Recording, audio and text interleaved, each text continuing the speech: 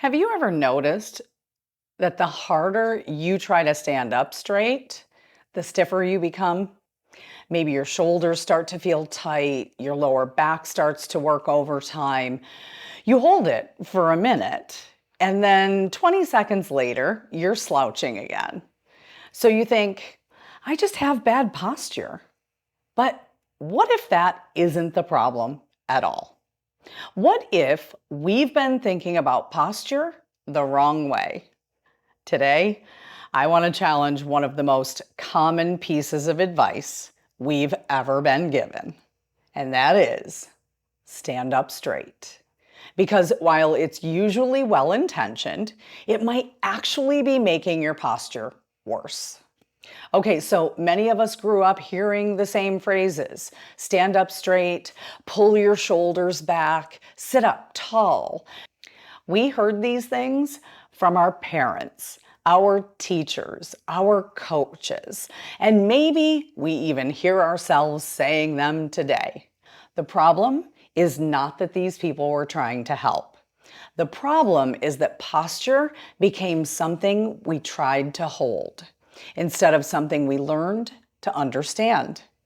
So we brace, we grip, we stiffen, and we confuse tension with good posture. So here's the myth I'd like to bust today. There is no one perfect posture. Your body wasn't designed to stay in one position all day. It was designed to move. Think about it. If I asked you to smile and hold that smile for the next 8 hours, even something pleasant would become exhausting. Posture works the same way. No position, no matter how perfect, is a good position if you never move out of it. The healthiest posture is your next posture. I love that sentence. The healthiest posture is your next posture, because healthy bodies adapt. They shift, they breathe, they reach, they rotate, they move. Now, does any of this mean that you shouldn't pay attention to your posture? Absolutely not. We all want to avoid that rounded, hunching type of posture that can gradually develop as we age. But here's where I think we've gotten a little bit confused. The goal isn't to force yourself into one perfectly upright position all day long. The goal is to build a body that's balanced, strong and mobile, stable and adaptable, able to naturally find good alignment without constantly forcing or correcting itself. Because if your posture only looks good when you're working hard to hold it there, that's not really good posture. That's effort. What we're after is something much more sustainable. A body that's capable of organizing itself well because it has the strength, mobility, awareness, and movement options to do so. That's a very different goal. So the goal isn't to have perfect posture. The goal is to have a body that's comfortable moving through lots of different postures. Just stay with me here, okay?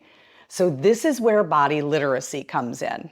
Instead of asking, how do I force myself to sit up straighter? Try asking, what is my posture trying to tell me? Maybe you've been sitting for 3 hours. Maybe your upper back has become stiff. Maybe your rib cage isn't moving well. Maybe you're tired. Maybe you're stressed. Maybe you've simply been in one position for too long. Your posture, it's not your enemy. It's information. It's your body saying, I'd like something different now. I'd like you to try this. Instead of constantly correcting your posture, how about you begin with changing your position? Stand up, walk across the room, reach overhead, rotate gently, take a few full deep breaths, move your rib cage, let your body experience a little bit of movement variety. That's what it was designed for.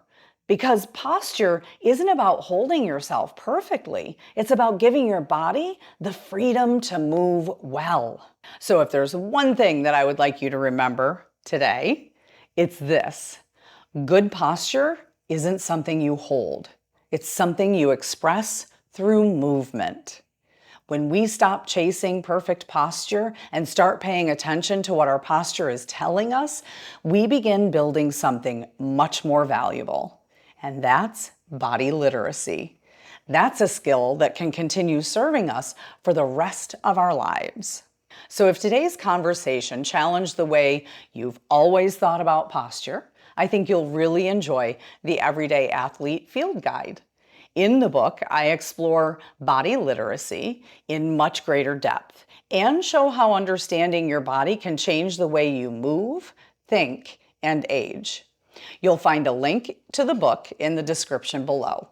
And if you're enjoying this body literacy series, I'd love for you to subscribe, because next we're going to continue exploring the everyday signals our bodies are constantly giving us and how learning to understand them can help us move through life with more confidence. Until next time, keep moving, stay curious, and take really good care of yourself.